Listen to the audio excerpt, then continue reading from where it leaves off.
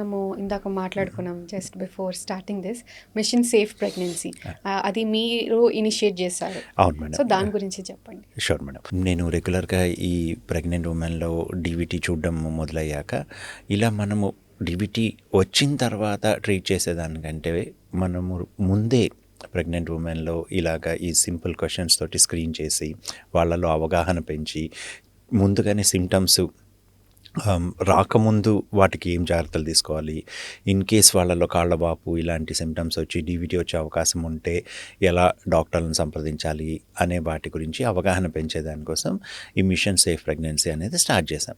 So దీంట్లో ముఖ్యంగా ఏంటంటే 10,000 మంది ప్రెగ్నెంట్ ఉమెన్కి మేము ఈ క్వశ్చన్స్ ద్వారా స్క్రీనింగ్ లాగా చేసి అవసరమైన వాళ్ళకి తగు జాగ్రత్తలు చెప్పడము, తర్వాత వాళ్ళకి ట్రీట్మెంట్ అవసరమైతే దాని గురించి డాక్టర్స్ తోటి డిస్కస్ చేసి వాళ్ళకి తగిన జాగ్రత్తలు చేయడం కూడా చేస్తూ ఉన్నాం.